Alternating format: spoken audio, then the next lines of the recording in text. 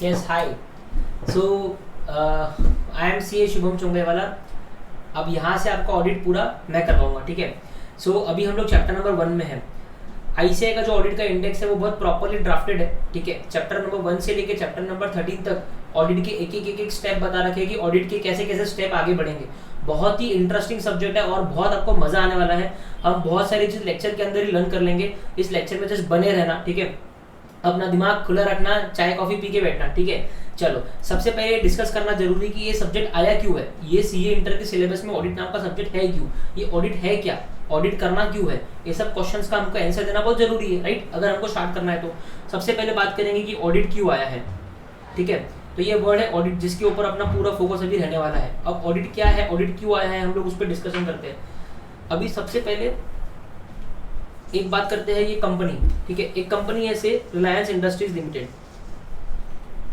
ठीक है, या से टाटा मोटर्स, या से अडानी ग्रुप, कुछ भी, ठीक. अभी हर कंपनी का जो भी जितनी भी कंपनीज इंडिया में, हर कंपनी के लिए अलग अलग लोग इस कंपनी में इंटरेस्टेड होंगे. सर, लोग इंटरेस्टेड होंगे मतलब क्या, जैसे कि एक जो आदमी इंटरेस्टेड होगा वो होगा share holder. Sir, share holder क्यों इंटरेस्टेड होगा, शेयर होल्डर वो व्यक्ति है जो इस कंपनी में अपना पैसा लगा रखा, right. He has invested in this company, he has bought shares of this company, correct. So that person is called shareholder. You must be knowing this thing because of law, right. So shareholder is interested in Reliance Industries Limited. Why? Because his money is invested in this company. So Reliance Industries Limited का जो भी profit आने वाला है, उस profit से share holder को बहुत नुकसान या बहुत फायदा होने वाला है, राइट. तो ये जरूरी है शेयर होल्डर के लिए जानना कि रिलायंस इंडस्ट्रीज लिमिटेड बराबर काम कर रही है या नहीं कर रही है, और इसके जो फाइनेंशियल स्टेटमेंट्स निकले हैं, इसके जो balance sheet, profit and loss statements, cash flow statement, ये सब जो पब्लिश हुए हैं, ये सही है या नहीं है. बिकॉज अगर उन्होंने फ्रॉडुलेंट स्टेटमेंट पब्लिश किए तो क्या होगा, आगे जाके जब वो चीज मालूम पड़ेगी तो बहुत सारे शेयर होल्डर्स को नुकसान होगा. सत्यम केस में क्या हुआ था, उन्होंने अपना एम्प्लॉय कॉस्ट बड़ा के दिखाया. अल्टीमेटली जब वो पकड़ में आया, पूरा इन्वेस्टर का पैसा जीरो हो गया, ठीक है. तो शेयर होल्डर के लिए बहुत जरूरी है जानना कि इस कंपनी ने जो फाइनेंशियल स्टेटमेंट्स रिलीज किए हैं, वो फाइनेंशियल स्टेटमेंट्स बराबर है या बराबर नहीं है, राइट. इसके अलावा दूसरा पार्टी कौन आता है, क्रेडिटर. सर, क्रेडिटर क्यों इंटरेस्टेड होगा, बहुत सिंपल सी बात है बच्चा. क्रेडिटर क्यों इंटरेस्टेड होगा, क्योंकि फाइनेंशियल इंस्टीट्यूशंस जो है, सर फाइनेंशियल इंस्टीट्यूशंस कौन है, एसबीआई बैंक हो गया, एचडीएफसी बैंक हो गया, आईसीआईसीआई बैंक हो गया, ऐसे जितने भी फाइनेंशियल इंस्टीट्यूशंस हैं जिन्होंने इस कंपनी को लोन दे रखा है, उस कंपनी ने, उस कंपनी का जो परफॉर्मेंस है वो कैसा है, क्योंकि इन्होंने उसको लोन दे रखा है, क्या पता वो कंपनी इनका लोन डुबा दे, है ना. जैसे विजय माल्या ने किया था, लोन ले लेके लोन ले लिया और फिर वो भाग गया, ठीक है. तो इन लोगों के लिए जानना बहुत जरूरी है कि रिलायंस इंडस्ट्रीज लिमिटेड का जो फाइनेंशियल स्टेटमेंट्स रिलीज हुआ है, जो फाइनेंशियल स्टेटमेंट्स रिलायंस इंडस्ट्रीज का रिलीज हुआ है, वो फाइनेंशियल स्टेटमेंट्स सही है या नहीं है. क्योंकि मान लो अगर ये झूठा प्रॉफिट दिखा रहे हैं और अपनी कंपनी को अच्छा दिखा रहे हैं, एक समय ऐसा आएगा जब उनका सच बाहर निकल जाएगा और ये क्रेडिटर्स का बहुत सारा पैसा जो है वो डूब जाएगा. तीसरी बहुत बड़ी इंटरेस्टेड पार्टी कौन है, गवर्नमेंट. कौन है, गवर्नमेंट क्यों इंटरेस्टेड है, गवर्नमेंट इसलिए इंटरेस्टेड है बिकॉज गवर्नमेंट को इस कंपनी से टैक्सेस मिलता है. गवर्नमेंट को लोगों का, नॉर्मल पब्लिक का पैसा बचाना है, राइट. तो अगर किसी शेयर होल्डर का पैसा डूबा, कोई भी फ्रॉड अगर इंडिया में सामने आता है, तो लोग क्या बोलते हैं, सेंट्रल गवर्नमेंट की वजह से हुआ, राइट. तो गवर्नमेंट की जिम्मेदारी है कि कोई भी फ्रॉड इंडिया में ना हो, ठीक है. तो गवर्नमेंट का एक केयर टेकर का भी रोल होता है. तो गवर्नमेंट के लिए बहुत जरूरी है जानना कि जितनी भी कॉर्पोरेट्स इंडिया में है, उनके जो फाइनेंशियल स्टेटमेंट्स हैं वो सही तरीके से बने हैं, उनमें कोई झूठ चीज तो नहीं है, राइट. अब हमारे निष्कर्ष पे हम लोग आते हैं. ये जितने भी इंटरेस्टेड पार्टीज है, शेयर होल्डर बोलो, क्रेडिटर बोलो, गवर्नमेंट बोलो, ये सारे जो इंटरेस्टेड पार्टीज है, ये इंटरेस्टेड पार्टीज वो है, इनको कहते हैं स्टेक होल्डर्स. क्या कहते हैं, स्टेक होल्डर्स, ठीक है. इनका इस कंपनी में कोई ना कोई स्टेक है. शेयर होल्डर का क्या स्टेक है, शेयर होल्डर का, ठीक है. तो ये स्टेक होल्डर है. स्टेक होल्डर वो लोग हैं जिनको कंपनी से लेना देना है, the person who for whom the company will matter. Shareholder because he has invested the money, creditor because he has given loan to the company, government because government has to safeguard public interest, ठीक है. अभी क्या है, ये stake holders को क्या चाहिए, ये स्टेक होल्डर्स को चाहिए कॉन्फिडेंस. क्या कॉन्फिडेंस, कि the company in which we are interested has prepared the financial statements of the company, that means balance sheet, P&L of the company properly, there is no fraudulent activity in the company, correct, for which they appoint an auditor. who is responsible to conduct for the proper examination of the financial statements of the company. Company के financial statements का proper examination करेगा और अपनी report बना के देगा कि इस कंपनी का जो प्रॉफिट एंड लॉस स्टेटमेंट है, बैलेंस शीट है, वो सही है या नहीं है, उसमें कुछ प्रॉब्लम तो नहीं है, जिससे सारे जो स्टेक होल्डर्स है वो अपना एक कॉन्फिडेंस प्राप्त कर लेंगे कि this company is good, we have invested in a good company and everything is fine. ठीक है. If there is something wrong then proper action will be taken in a timely manner. So auditor बहुत बड़ी important responsibility play करता है nation building में, and we chartered accountants are responsible for doing proper audit. So आप भी बच्चे लोग जब आगे जाके सीए बनोगे, जब आगे जाके कंपनी को ऑडिट करोगे, तो ध्यान में रखना कि you are responsible for so many people's money. ठीक है, डन. सो अभी हम लोग क्या करेंगे, we will start our chapter number 1. ठीक है, चैप्टर नंबर 1 का पहले अपन एक रोड मैप देख लेंगे. ठीक है, what is the road map of chapter number 1. So I welcome you all to CA Sarathi. ठीक है, we are doing chapter number 1 of CA inter auditing. बहुत मजा आने वाला है, बहुत अच्छे से आने वाला है. जस्ट मेरे पे ध्यान देना, पूरे लेक्चर में ध्यान देना, अपना फोकस और कंसंट्रेशन बना के रखना. बहुत सारी चीज मैं आपको लेक्चर के बीच में लर्न करा दूंगा. Now auditing and assurance chapter number 1. नाम क्या है चैप्टर का? Nature, objective and scope of audit. Audit का क्या नेचर होता है, ऑडिट का क्या ऑब्जेक्टिव है, ठीक है, ऑडिट के क्या स्कोप है. ये तीन चीज का आंसर अपने को चैप्टर नंबर 1 देने वाला है बच्चों. ध्यान में रखना, ये तीन चीज का आंसर अपने को चैप्टर नंबर 1 देने वाला है. ठीक है. Now nature, objective and scope of audit. ठीक है, इसमें सबसे पहले अपन क्या देखेंगे, meaning and definition of audit. क्या देखेंगे भैया? Meaning and definition of audit. Audit का मतलब क्या है, ऑडिट का डेफिनेशन क्या है, चले देखिए अपन. चलो ठीक है, अभी हम जाएंगे हमारे स्टडी मटेरियल में देखने के लिए कि क्या मीनिंग है. चलो, ये चैप्टर का ओवरव्यू है. ये पूरा एक जो डायग्राम इन्होंने बनाया है, ये चैप्टर का पूरा ओवरव्यू है, जिससे आपको समझ में आएगा कि चैप्टर क्या है, चैप्टर में क्या क्या चीजें इंपॉर्टेंट है. ठीक है, ये आप ध्यान में रखना. इसको सिर्फ आपको एक फ्लैश रिवीजन करोगे, जब आप ये पढ़ लेना, आपको समझ जाएगा चैप्टर नंबर 1 में मैंने क्या क्या पढ़ा. अभी हम लोग आगे बढ़ेंगे. सबसे पहला पॉइंट आएगा meaning and definition of auditing. ठीक है. नाउ ऑडिट इज व्हाट, मैंने आपको बताया है. ठीक है, मैंने आपको बताया है कि ऑडिट क्या है. मैंने बताया है ऑडिट क्या है. ऑडिट है एक एग्जामिनेशन. ये बताया मैंने आपको ऊपर. ऑडिट क्या है बच्चों? ऑडिट एग्जामिनेशन है, राइट. ऑडिटर क्यों ऑडिट करता है? ताकि वो स्टेक होल्डर्स को बता पाए कि ये कंपनी बराबर तरीके से काम कर रही है या नहीं कर रही है. तो हम लोग बोल सकते हैं audit is what, audit is an examination. ठीक है, किस चीज का एग्जामिनेशन है? एग्जामिनेशन है फाइनेंशियल स्टेटमेंट्स का. एग्जामिनेशन है फाइनेंशियल स्टेटमेंट्स का. जैसे कि मैंने आपको बोला, balance sheet, PNL, cash flow statement, ये सब मिला के इनको कहा जाता है फाइनेंशियल स्टेटमेंट्स. अभी अगर बार बार हम लोग यूज करें कि balance sheet, PNL, cash flow, तो ये कितना मोनोटोनस हो जाएगा. बार बार ये 3-4 चीजों के नाम ले लेके हम लोग थक जाएंगे. इसके लिए इनका एक कॉमन नाम आ गया, financial statement.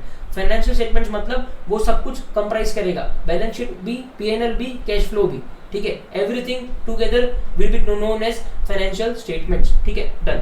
So audit is what, audit is an examination of what, of financial statements. ठीक है, इतना तो अपने को दिमाग में एकदम क्लियर है. Let us see the definition now.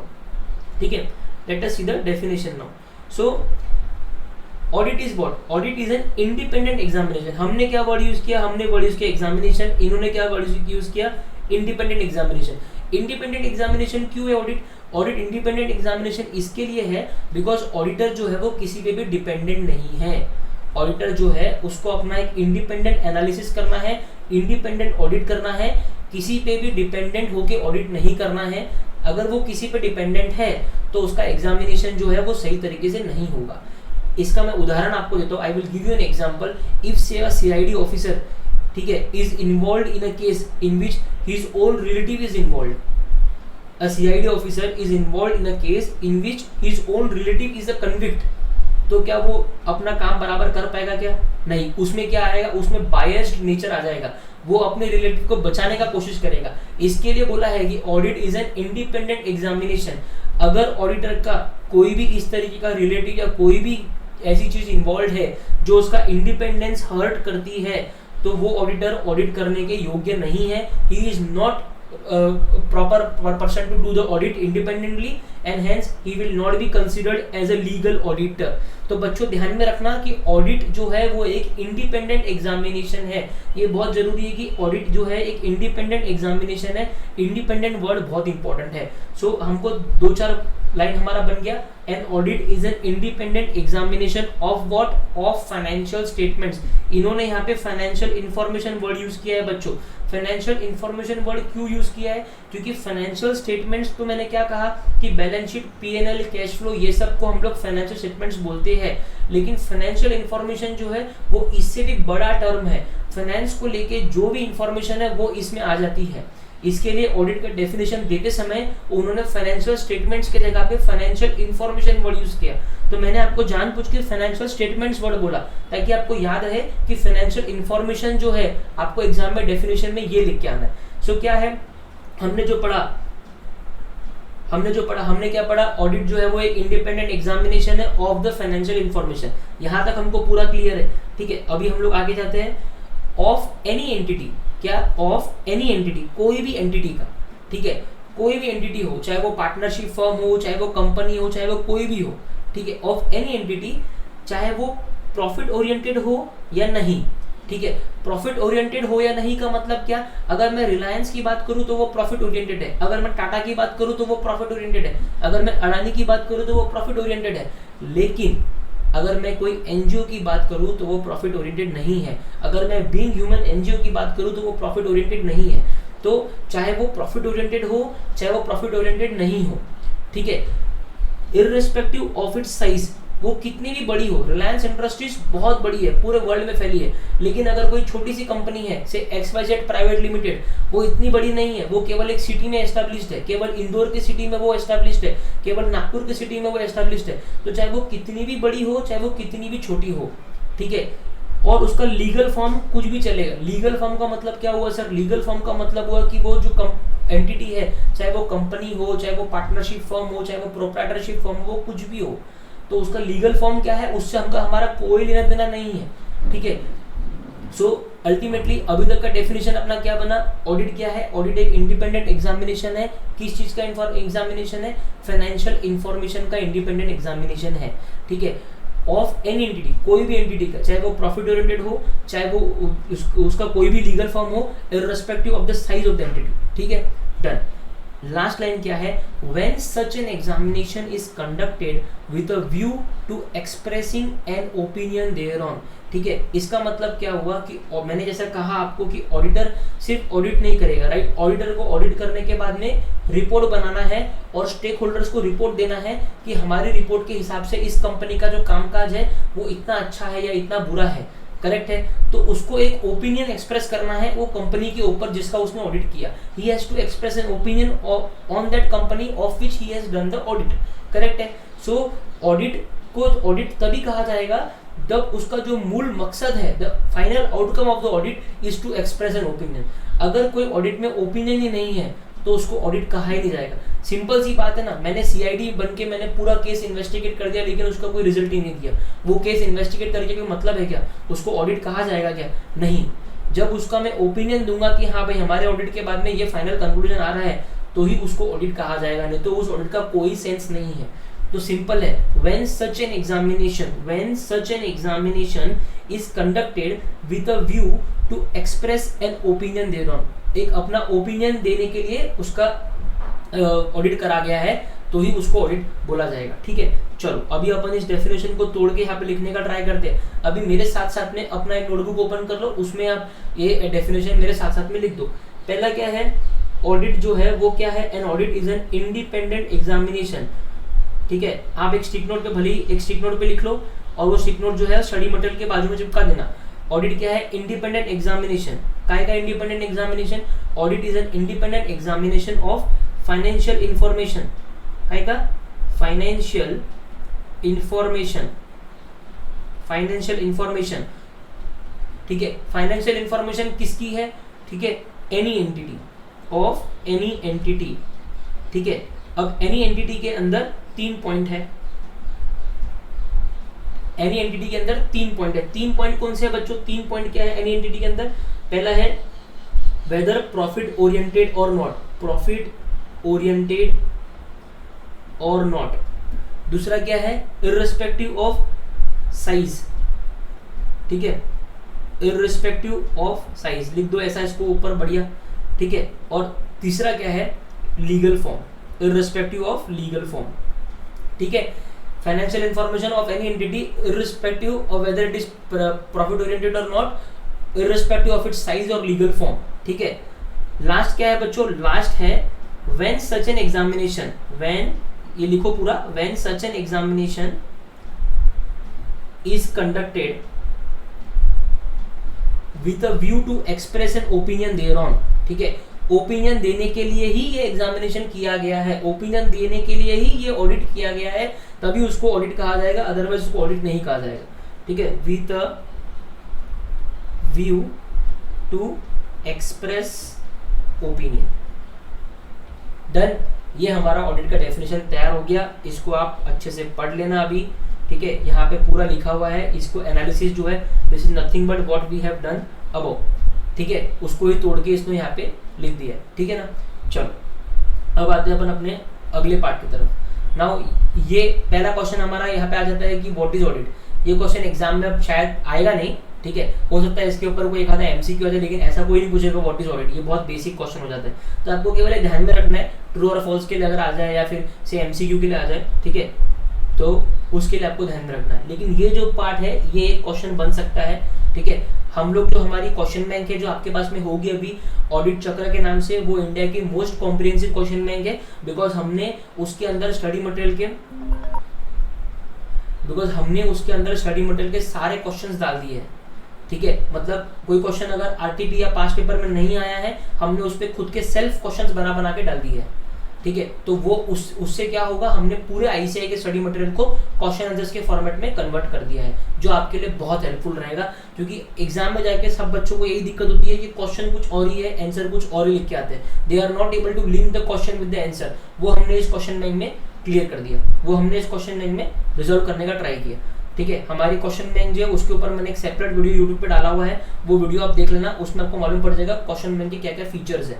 ठीक है, तो मैं पहले आपको 3-4 पेज पढ़ाऊंगा, ठीक है, एंड देन फिर हम लोग उसके क्वेश्चन बैंक में जो क्वेश्चंस है उनको भी यहाँ से रिवाइज करते रहेंगे, ताकि 2 से 3 बार हम लोग इसको लेक्चर के बीच में ही रिवाइज कर लें। ठीक है,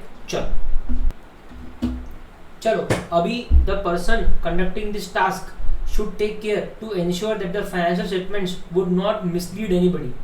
This he can do honestly by satisfying himself that. अभी ये मैंने स्टार मार्क क्यों किया, ये क्वेश्चन बहुत सिंपल है बच्चों, ये एग्जाम में आ भी सकता है, ये आया हुआ भी है और फिर से भी आ सकता है। बहुत सिंपल सा चीज पूछा है कि जो भी पर्सन ऑडिट कर रहा है, अभी कौन ऑडिट करेगा, चार्टर्ड अकाउंटेंट ऑडिट करेगा, सीए ऑडिट करेंगे ना, जब तुम सीए बनोगे तुम ऑडिट करोगे। तो जो भी पर्सन ऑडिट कर रहा है, कंडक्टिंग दिस टास्क मतलब जो भी पर्सन ऑडिट करने का टास्क कंडक्ट कर रहा है, ठीक है, उसको ये ध्यान में रखना है, should take care that the financial statements would not mislead anybody, कि जो फाइनेंशियल स्टेटमेंट्स है वो किसी को मिसलीड ना करे। अब मिसलीड ना करे मतलब क्या, मिसलीड का मतलब ये होता है बच्चों कि मैंने किसी को बोला कि भाई, किसी ने मेरे को बोला कि गांधी चौक का है, मैंने बोला उल्टे हाथ पे टर्न मार लो, लेकिन गांधी चौक सीधे हाथ पे था, तो मैंने क्या किया, मैंने उसको मिसलीड कर दिया, मैंने उसको गुमराह कर दिया। ठीक है, so the person who is doing audit should ensure that the financial statements would not mislead anybody. Financial statements are not misleading anybody. This he has to ensure. Now how he will ensure that the financial statements are not misleading anybody? He has to take care कि the financial statements is not misleading anybody. तो बेटा ये जो question है, इस question में सबसे important word क्या है, मिसलीड। अगर एग्जाम में कोई क्वेश्चन आया कि how will an auditor check that the financial statements are not misleading, तो उसका आंसर ये होगा। ठीक है, तो ये मिसलीड वर्ड आया तो ही आंसर होगा, नहीं तो आंसर नहीं होगा। जब इसको रिवाइज करोगे ध्यान में रखना कि मिसलीड वर्ड आपको ध्यान में रहना चाहिए।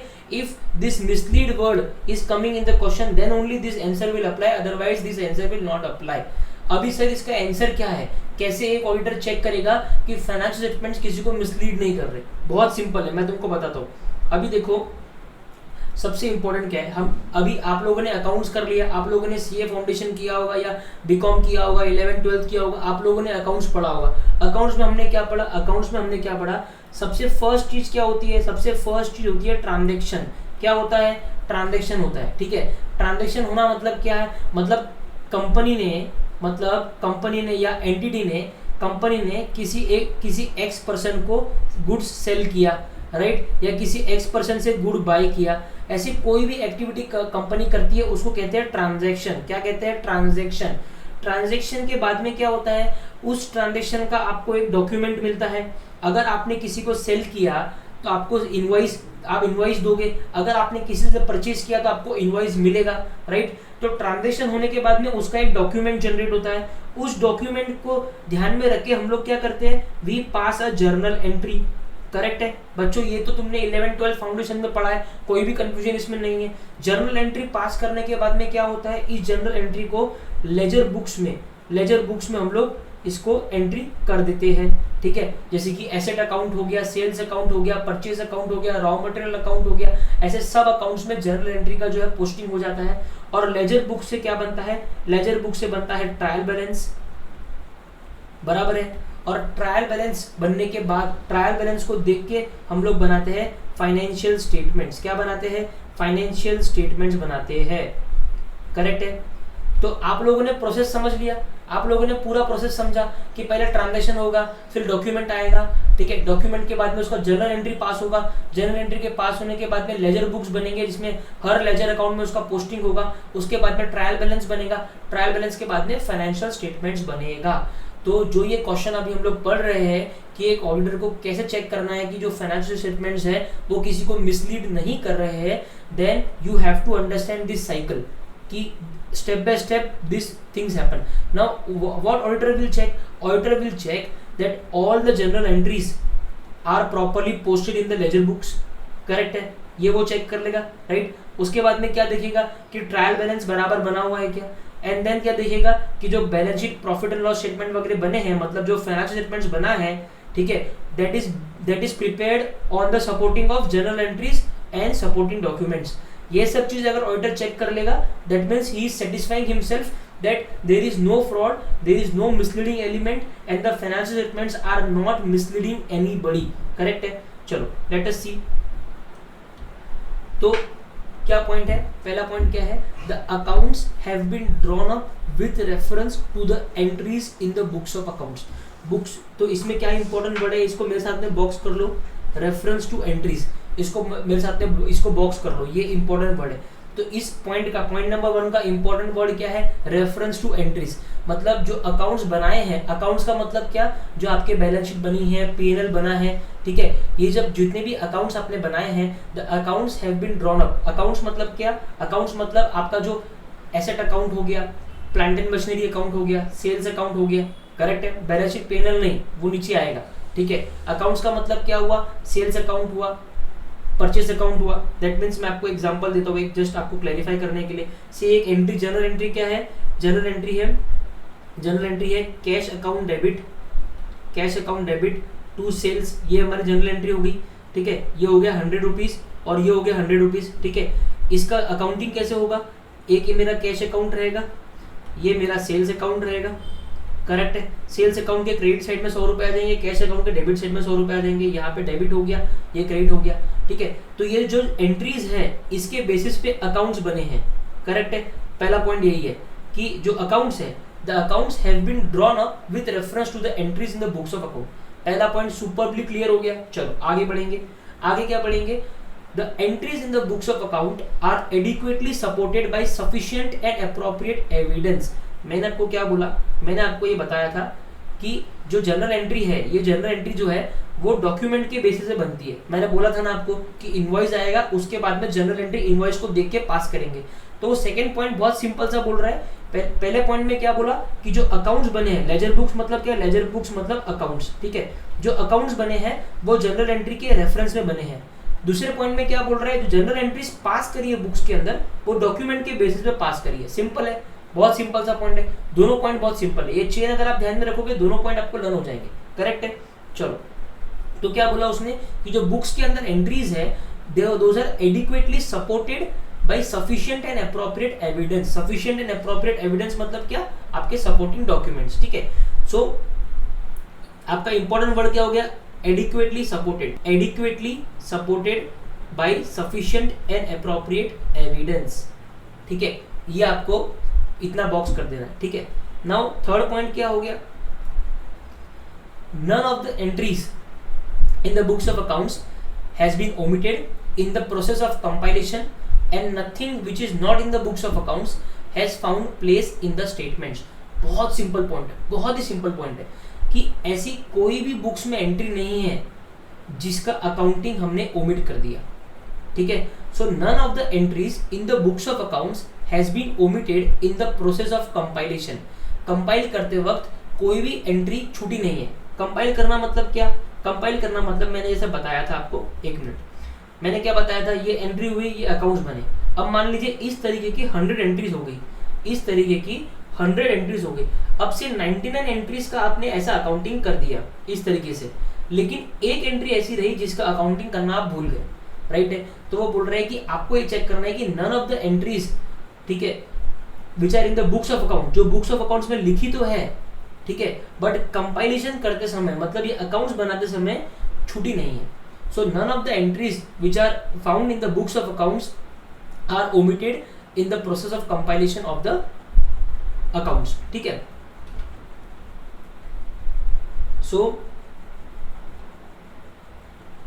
सेकेंड, उसके बाद में क्या पॉइंट है, and nothing which is not in the books of accounts. इसका वाइज वर्सा, कोई एंट्री है जो बुक्स ऑफ अकाउंट्स में पास ही नहीं करी है, लेकिन अकाउंट्स में हमने उसको लिख दिया, ठीक है, वो भी नहीं चलेगा। तो ये भी बहुत सिंपल सा पॉइंट है ना। ऐसा नहीं होना चाहिए कि कोई एंट्री है लेकिन अकाउंट्स में नहीं आई, और अकाउंट्स में एंट्री है लेकिन उसमें बुक्स ऑफ अकाउंट्स में उसकी एंट्री नहीं है। सिंपल है, बहुत क्लियर है, ठीक है। तो 3 पॉइंट अपने यहाँ पे हो चुके हैं, ठीक है। The information conveyed by the statements is clear and unambiguous, ठीक है। अभी पहले तो ऊपर वाले पॉइंट में हमको क्या लिखना है, none of the entries in the books of accounts, बस इतना आप बॉक्स कर लो। ये आपने, अगर आपको समझ, ये आपको ध्यान में आ गया तो पूरा पॉइंट आपको अपने आप ध्यान में आ जाएगा। ये मैं बॉक्स क्यों करा रहा हूँ आपको, मैं ऐसी चीजें बॉक्स करा रहा हूँ कि सिर्फ उतना अपना ध्यान में रखने से मेरे को पूरा आंसर, जो पूरा पॉइंट है वो ध्यान में आ जाएगा। 4th पॉइंट क्या है कि जो स्टेटमेंट्स ने अभी information conveyed bye statements, the information conveyed by the statements is clear and unambiguous, ठीक है। अभी स्टेटमेंट्स मतलब क्या सर, स्टेटमेंट मतलब फाइनेंशियल स्टेटमेंट्स, ठीक है। तो जो भी इंफॉर्मेशन फाइनेंशियल स्टेटमेंट्स कन्वे कर रहा है वो इंफॉर्मेशन क्लियर है और उसमें कोई भी एम्बिग्यूटी नहीं है। सर इसका एग्जांपल, बहुत सिंपल सा एग्जांपल, एक मिनट बाद आपको एग्जांपल इसका बताता हूँ। मान लीजिए ये बैलेंस शीट है, ठीक है, आप किसी कंपनी का बैलेंस शीट देख रहे हो और बैलेंस शीट में आपने देखा कि सन्ड्री क्रेडिटर के नाम से आपको एक बैलेंस शीट के फेस पे समझ लीजिए 1000 करोड़ रुपीस का अमाउंट मिला। उसके नीचे आपको अमाउंट मिलता है क्रेडिटर का, जो कि है मान लीजिए 500 करोड़ रुपीस, ठीक है। अब आप शॉक हो गए कि यार ये दोनों क्रेडिटर ही है, इनको बैलेंस शीट के फेस पे, मतलब फेस मतलब बैलेंस का जो टॉप शीट होता है, जो मेन बैलेंस शीट होता है, ऐसे 2 आइटम्स क्यों बनाए हैं, 2 अलग अलग तरीके के क्रेडिटर क्यों बनाए हैं? इसमें क्या अराइज हो गया, एम्बिग्यूटी। सर ये तो बहुत ही एम्बिग्यूअस है, मेरे को समझ ही नहीं आ रहा है कि असली क्रेडिटर कौन सा है, करेक्ट ना। तो ये इन्फॉर्मेशन ना ही क्लियर है और ना ही अनएम्बिग्यूअस है, करेक्ट है। तो ऑडिटर को ये देखना है कि फाइनेंशियल स्टेटमेंट्स किसी को मिसलीड नहीं कर रहे हैं। इसके लिए उसको ये समझना जरूरी है कि जो इन्फॉर्मेशन फाइनेंशियल स्टेटमेंट्स कन्वे कर रहे हैं वो इन्फॉर्मेशन क्लियर भी हो और अनएम्बिग्यूअस भी हो, ठीक है। चलो 5th पॉइंट क्या है, इसमें क्या बॉक्स करोगे, क्लियर एंड अनएम्बिग्यूअस को बॉक्स कर दोगे। 5th पॉइंट क्या है, the financial statements amounts are properly classified. जो फाइनेंशियल स्टेटमेंट्स की जो अमाउंट्स है, फाइनेंशियल स्टेटमेंट्स के अंदर जो भी अमाउंट्स आ रहा है, सेल्स का अमाउंट आ रहा होगा, परचेस का अमाउंट आ रहा होगा, क्रेडिटर का अमाउंट आ रहा होगा, डेटर का अमाउंट आ रहा होगा, जो भी अमाउंट फाइनेंशियल स्टेटमेंट्स के अंदर आ रहे हैं वो सही तरीके से क्लासिफाइड है, सही तरीके से डिस्क्राइब्ड है एंड सही तरीके से डिस्क्लोज्ड है, ठीक है, इन conformity with the accounting standards. Accounting standards आपने अकाउंट्स में और एडवांस अकाउंट्स में पढ़ लिया, करेक्ट है। और आपको ये भी पता है कि बैलेंस शीट और प्रॉफिट एंड लॉस स्टेटमेंट्स के जितने भी आइटम्स हैं उनको कैसे क्लासिफाई करना है, उनको कैसे डिस्क्राइब करना है, उनको कैसे डिस्क्लोज करना है, ठीक है। तो अगर मैं बात करता हूँ क्रेडिटर की, तो वो कहाँ पे डिस्क्लोज होना चाहिए, बैलेंस शीट के अंदर लाइबिलिटी साइड में डिस्क्लोज होना चाहिए, करेक्ट है। अगर कोई क्रेडिटर मान लो 12 महीने से कम समय का है तो वो बैलेंस शीट के अंदर करंट लाइबिलिटीज में क्लासिफाई होना चाहिए, करेक्ट है। तो क्लासिफाइड का मतलब आपको बता दिया, डिस्क्लोज का मतलब आपको मैंने बता दिया। Describe is nothing but the nomenclature, creditor को क्रेडिटर के नाम से डिस्क्लोज करना है, डेटर को डेटर के नाम से डिस्क्लोज करना है। तो basically the financial statements amounts are properly classified. Financial statements के जो अमाउंट्स है वो बराबर क्लासिफाइड है, डिस्क्राइब्ड है और डिस्क्लोज्ड है, और वो अकाउंटिंग स्टैंडर्ड्स के साथ में इन कन्फर्मिटी है, मतलब अकाउंटिंग स्टैंडर्ड में जो बोला है उसी तरीके से उसको कराया है, करेक्ट है, understood. Now last point is, अब इसमें ये 3 वर्ड मैं जो है बॉक्स करूंगा, ठीक है। Last point is the statements of accounts present a true and fair picture of the operational results end of the assets and liabilities. Simple सा पॉइंट है कि जो भी उस साल में what ever work, what ever transactions, what ever operations that company has carried out in that particular financial year, ठीक है, वो सारे ऑपरेशंस जो है वो स्टेटमेंट ऑफ अकाउंट्स में सही तरीके से बताए गए या नहीं बताए गए, ठीक है। सो बेसिकली जो मेरा स्टेटमेंट ऑफ अकाउंट्स है that is showing a true and fair picture of the operations of the company end of the assets and liabilities. Company की जो एसेट्स और लाइबिलिटीज है, कंपनी की जो ऑपरेशनल रिजल्ट्स है, ठीक है, वो सही तरीके से स्टेटमेंट ऑफ अकाउंट्स में बताए गए या नहीं बताए गए, राइट है। अगर मैं इसको उल्टे तरीके से बोलूं तो जो स्टेटमेंट ऑफ अकाउंट्स है that is showing a true and fair picture of the operational results of the company.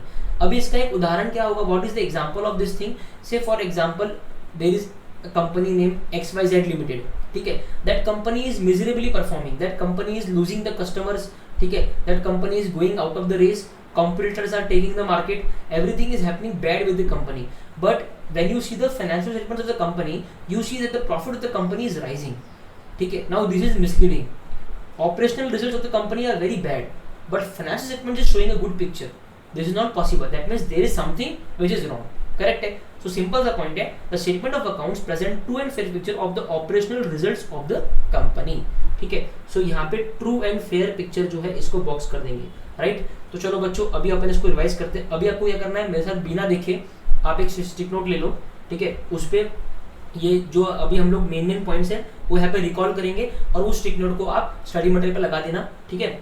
चलो पहला पॉइंट हमने क्या पढ़ा था, जो जनरल एंट्रीज है, ठीक है, all the general entries are properly disclose in the accounts, ठीक है। सो पहला पॉइंट क्या था, journal entries are properly accounted, ये पहला पॉइंट था। दूसरा पॉइंट क्या था, journal entries are supported by sufficient and appropriate evidence, correct है। तो सफिशिएंट लिखो, सफिशिएंट एंड अप्रोप्रिएट एविडेंस, ठीक है।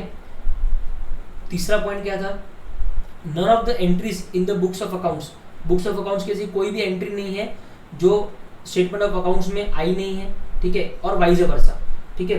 None of entries forming part of books of accounts are omitted, ऐसी कोई भी एंट्री ओमिट नहीं हुई है वाइल कंपाइलिंग अकाउंट्स, है ना, अकाउंट्स कंपाइल करते समय।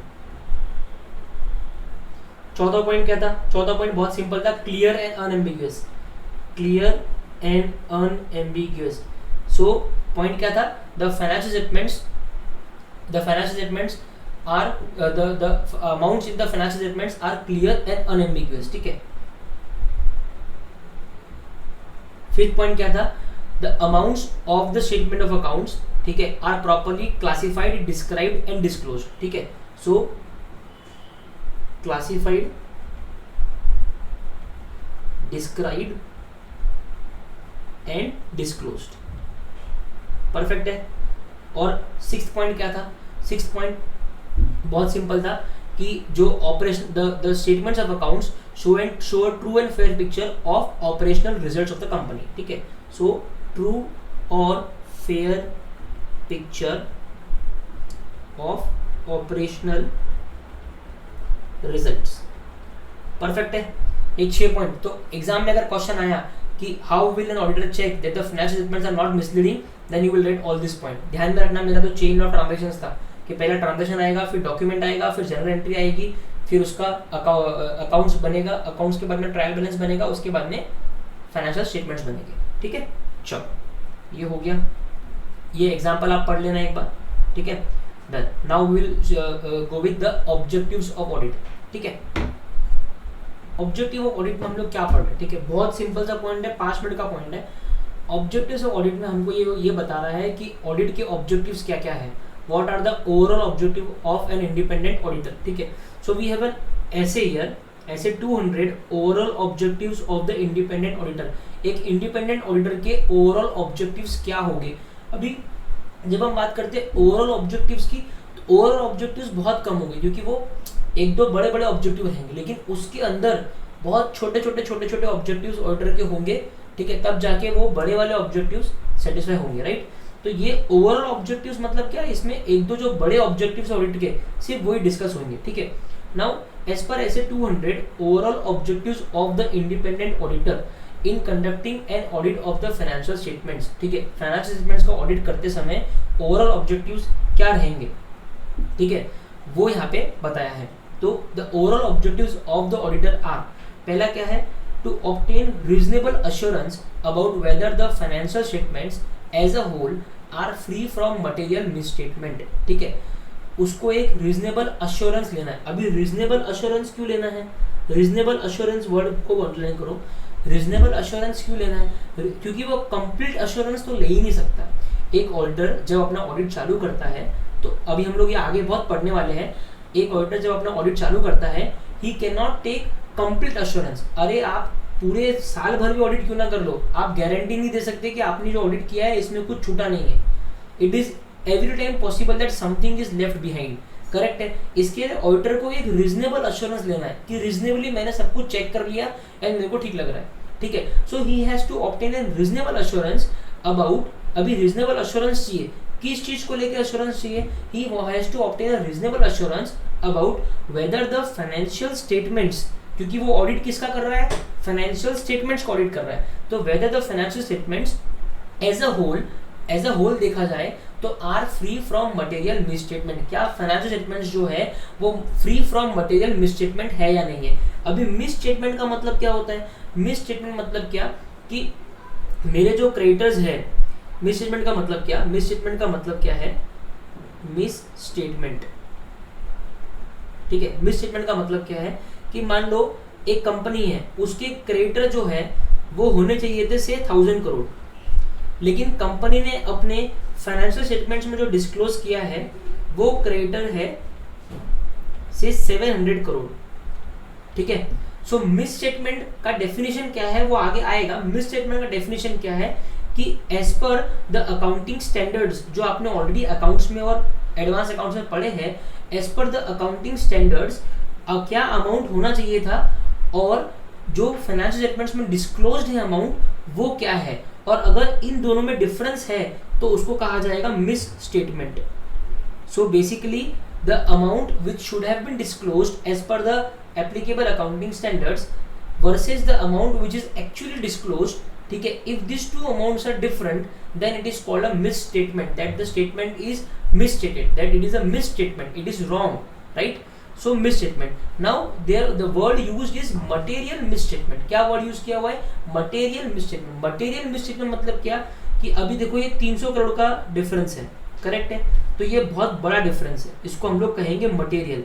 अब मान लीजिए 1000 करोड़ था, 1000 करोड़ का से मान लो 900 करोड़ डिस्क्लोज किया है, तो ये इतना मटेरियल नहीं हुआ है मिसस्टेटमेंट तो है लेकिन मटेरियल नहीं है।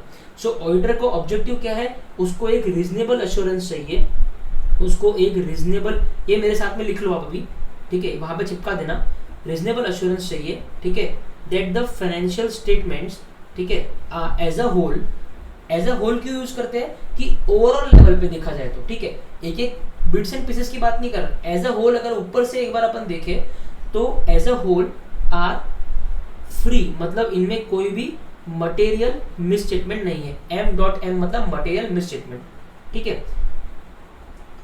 वेदर ड्यू टू फ्रॉड और एरर, अभी ये क्यों यूज करा हुआ है, ये क्यों यूज करा हुआ है, अभी ये मैंने बोला क्रेडिटर 1000 करोड़ का 700 करोड़ डिस्प्ले किया है, दो चीजें होगी, या तो जानबूझ के कंपनी ने क्रेडिटर कम डिस्क्लोज किया है या गलती से क्रेडिटर कम डिस्क्लोज हो गए।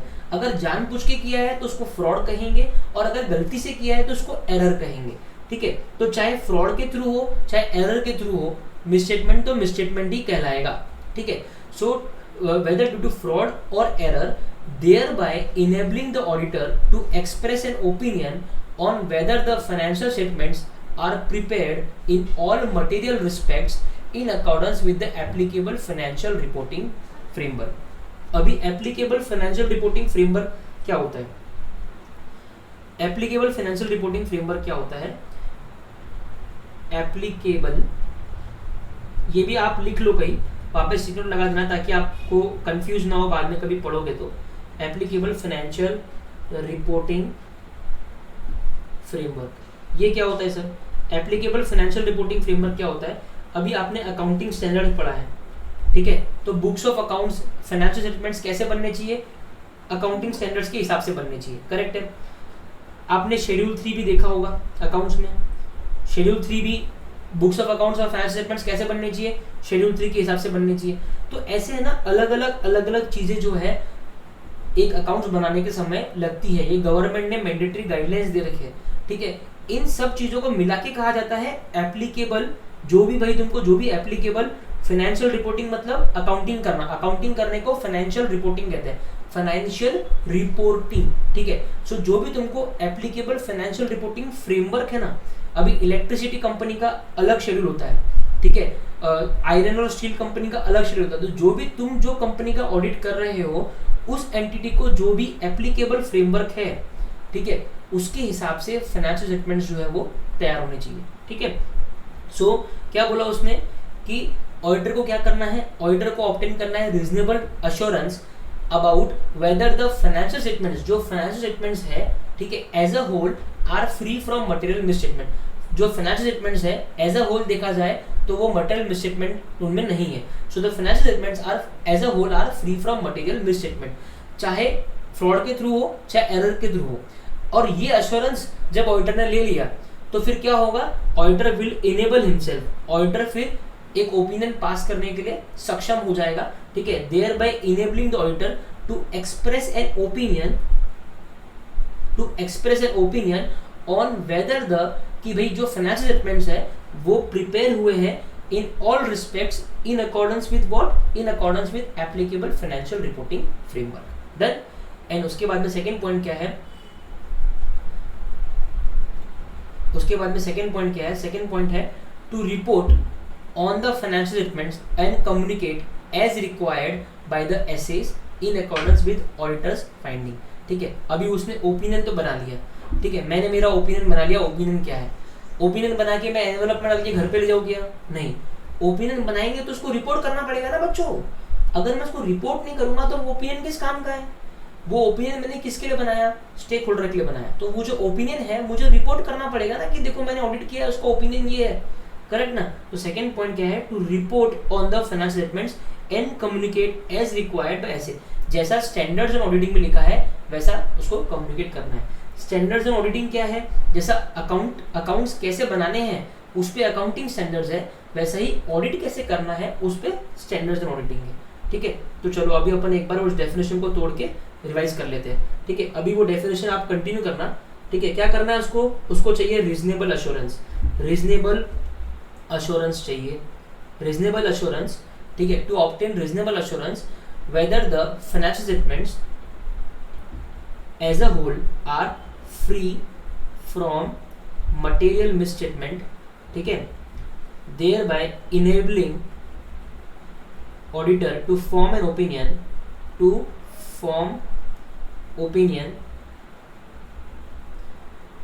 enabling auditor to form an opinion on whether the financial statements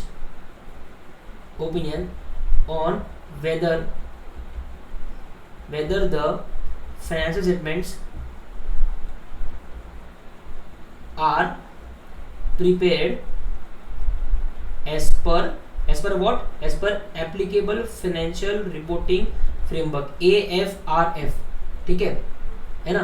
और सेकेंड पॉइंट क्या है? To report as required by SAs. Done. चलो तो ऑब्जेक्टिव भी मैंने आपका कंप्लीट करा दिया, ठीक है। अब हम लोग आगे बढ़ेंगे। अभी ये एग्जांपल आप पढ़ लेना, ठीक है। ये कुछ नहीं, ऊपर का एक शॉर्ट में उन्होंने बनाया, ये आप देख लेना, ठीक है। अभी हमारा थर्ड पॉइंट आएगा स्कोप ऑफ ऑडिट, ठीक है।